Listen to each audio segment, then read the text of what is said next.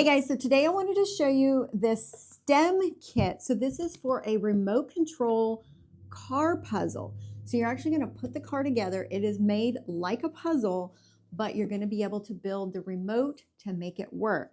So this kit has everything you need. We've got all the little wooden pieces here to put the car together. You are going to pop them out.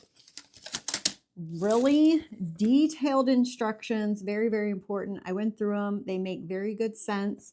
Nothing seemed confusing. And then you're going to have everything else. So you've got the wheels. You have everything for the electronics compartments, for the batteries, the circuit board, everything to build the actual remote to make it go.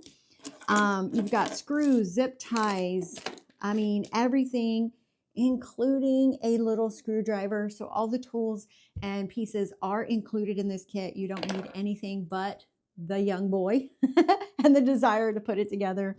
So overall, I think this kit is great.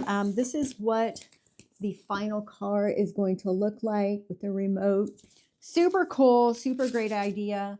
So if you're doing homeschooling or, Boy Scouts, things like that, even young girls, I would totally have put this together when I was little. But overall, I think this is a really great kit. Everything is included and everything you need, including the instructions, comes with it. So